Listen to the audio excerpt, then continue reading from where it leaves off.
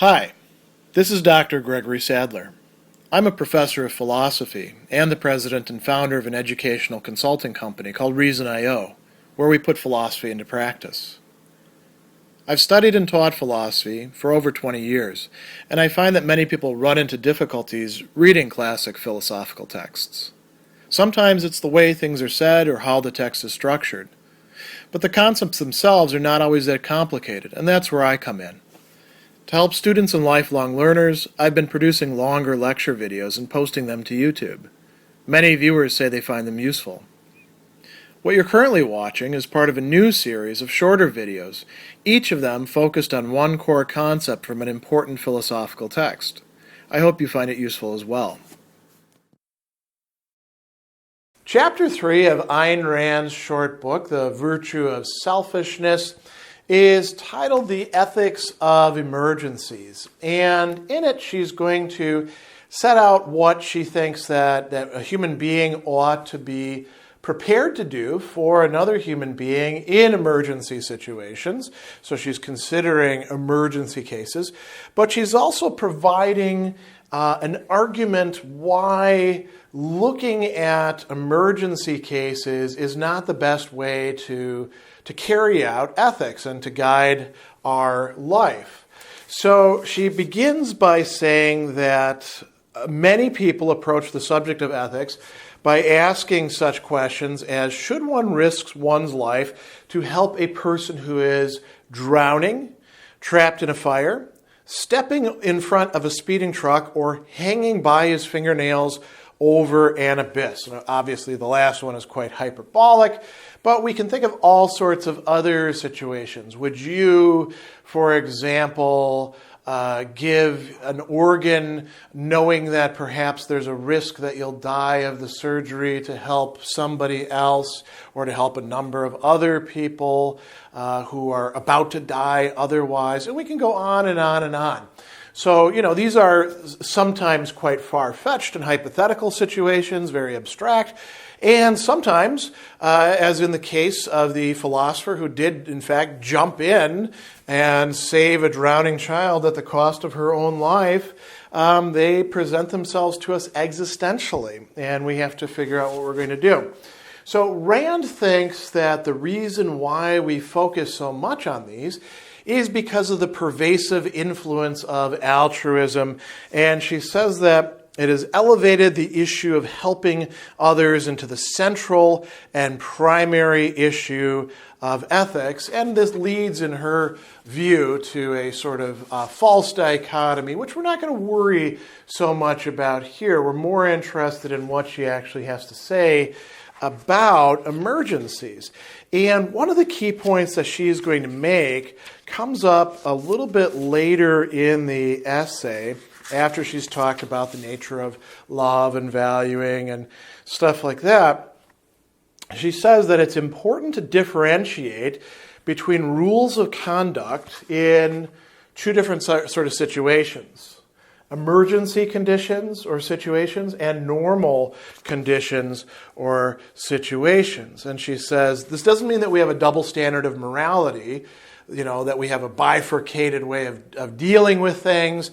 There's emergencies over here, totally different set of rules for them, and then normal life over here. That would lead to a kind of compartmentalization that's problematic in ethical life. Instead, she says, no, it's the same basic principles that are governing our responses in both situations. But we need to be able to distinguish between these kinds of situations.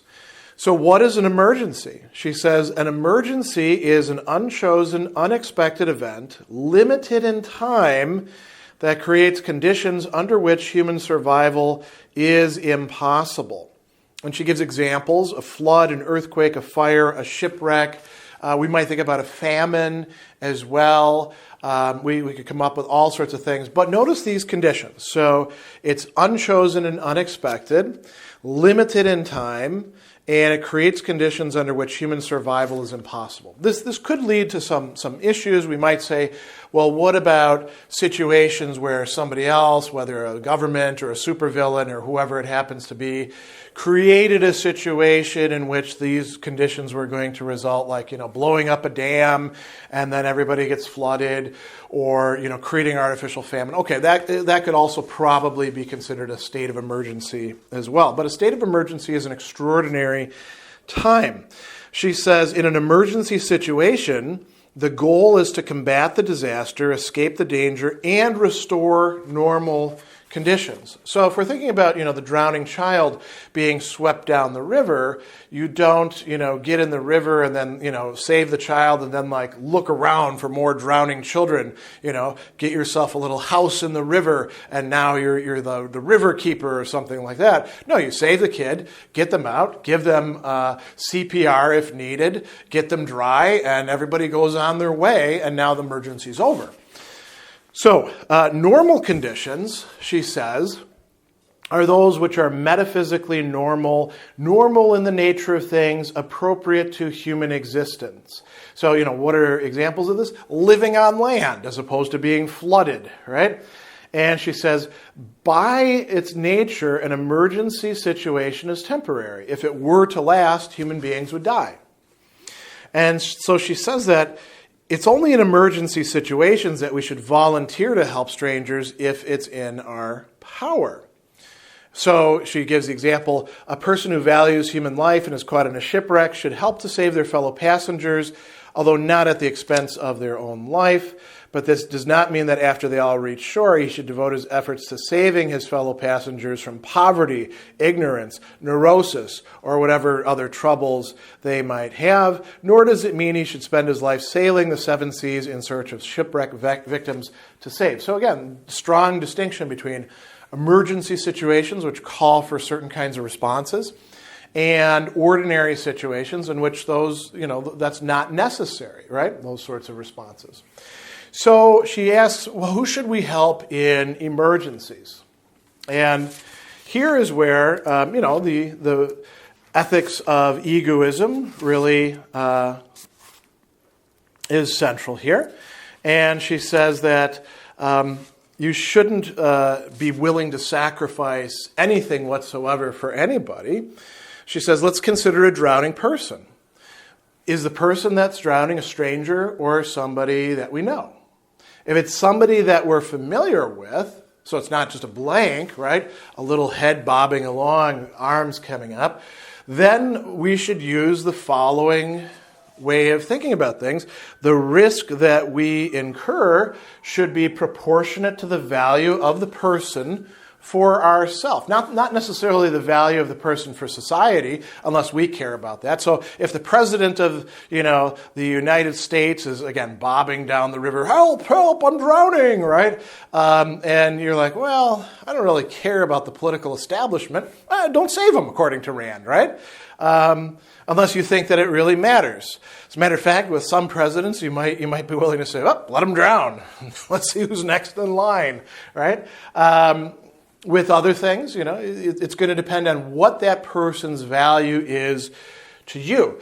And the amount of risk that you take should be proportionate to that. So she says, for example, if it's the man or woman one loves, then one can be willing to give one's own life to save that person. Why? For the selfish reason that life without the loved person could be unbearable. And so she says the same principle applies to relationships among friends.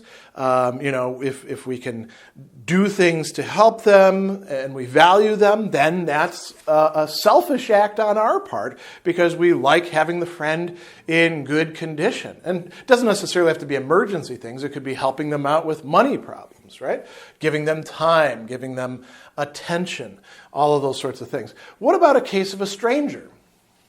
Well, she says, the drowning person, if they're a stranger to us, then we can save them only when the danger to one's own life is minimal. Here's where she says something really interesting. When the danger is great, it would actually be immoral to attempt it. So people that we have no connection, no attachment to, they're just bare human beings. We can help them if we want to, but we shouldn't be taking great risks in order to do so. And, these risks could be to life, they could be to property, they could be to other relationships. For example, if I, value my relationship with my spouse, and there's somebody else who is so despondent because of her relationship, which is a very bad one, with her spouse, and she's thinking about jumping off the bridge, I shouldn't say, listen, I'll love you as much as he was supposed to, because that would be, taking something away from my spouse. I'd be risking my own marriage to help this other person. And Rand would say, well, that's foolish. That's irrational and thereby immoral.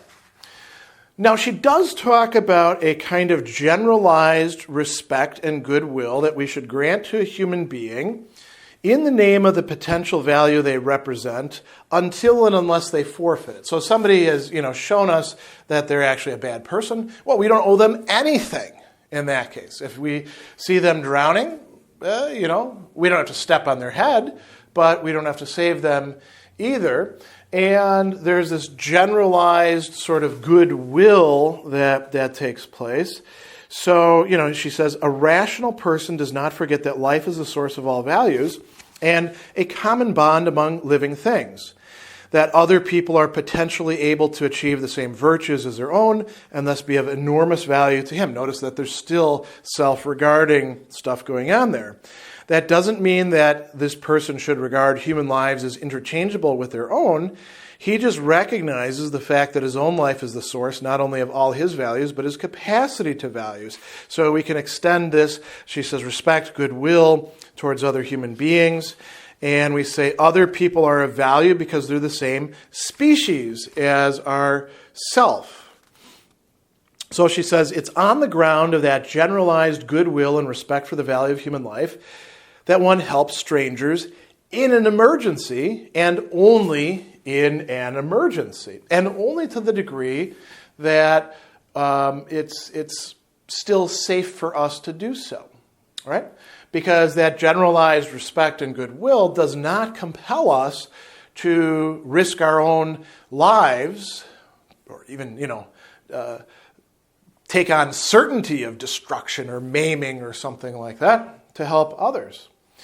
So the general idea here running throughout this is that emergencies do furnish us cases where we should act to help others to some degree, within certain limits, depending on their value to us. But we should not be taking emergencies as the criteria by which we work out our ethics. Rand thinks that is a fundamental mistake. We need to see emergency situations as precisely that. Emergency situations that we handle differently, but we handle differently using the same ethical principles as we would for our ordinary, as she calls it, normal conditions of life.